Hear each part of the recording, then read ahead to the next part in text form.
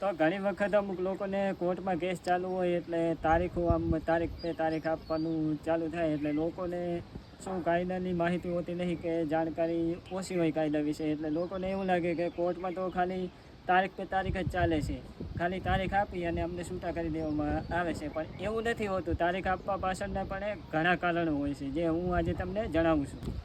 એટલે કોઈ પણ પ્રકારનો કેસ કોર્ટમાં આવે કે ચાલો માની લો કે કોઈ મારામારીનો કેસ આવ્યો છે, કોઈ વ્યક્તિ ઉપર ચાકુ વડે હુમલો કરી દીધો, તો પછી એની પર જૂની આઈપીસીની કલમ 307 અને નવી બીએનએસની 109 મુજબ કાર્યવાહી થશે. એટલે માની લો કે કોઈ વ્યક્તિને ચાકુ મારી દીધું અને જો એ વ્યક્તિ જીવે છે તો પછી કેસ ચાલુ થાય છે અને એ વ્યક્તિ ઉપર આઈપીસીની કલમ 307 મુજબ કેસ આગળ ચાલે છે.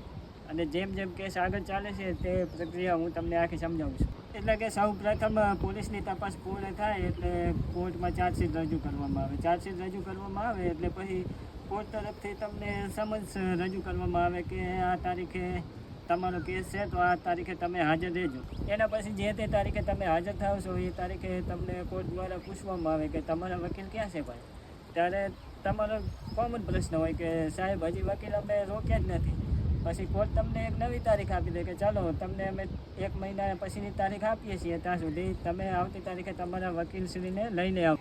પછી જ્યારે તમે આગળની તારીખે કોર્ટમાં વકીલશ્રી સાથે કોર્ટમાં રજૂ થાવશો ત્યારે વકીલ તેમના વકીલપત્ર ઉપર તમારી સહી કરાવી અને કોર્ટને જણાવે છે કે આજથી આ ભાઈનો હું વકીલ છું. અને ત્યારે તે તારીખે કશું થતું નહીં, પણ કોર્ટ દ્વારા એક નવી તારીખ આપી દેવામાં આવે છે.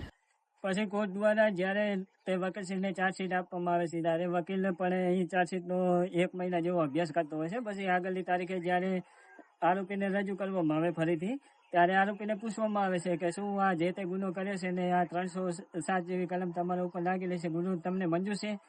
જો આવો ગુનો કરેલો હોય તો સામાન્ય રીતે માની લઈએ કે કોઈ પણ વ્યક્તિ આવો ગુનો મંજૂર કરવા માટે તૈયાર ના થાય એટલે કેસ પાછો ફરીથી આગળ ચાલે છે અને કોર્ટ દ્વારા એક નવી તારીખ આપવામાં આવે છે. એટલે આવા કેસમાં ફરિયાદીના પક્ષે પણ ઘણા બધા સાક્ષીઓ હોય, પંચો હોય, પંચનામું કરેલું હોય. પછી જ્યારે ગુનો બન્યો હોય ત્યારે નજરે જોનારા લોકો પણ હોય અને જો વાગ્યું હોય એટલે કોઈ સરકારી દવાખાનામાં એમને દાખલ પણ કર્યા હોય અને સરકારી દવાખાનામાંથી પણ આગળ કોઈ ખાનગી હોસ્પિટલમાં પણ ખસેડવામાં આવ્યા હોય એટલે એ ડૉક્ટરો છે. એટલે એ બધા લોકો મળીને કાંઈક 40 થી 45 જેવા લોકો થાય છે. એટલે સાક્ષી, પંચો અને એ બધાની એક તારીખે એક જણની જુબાની લેવા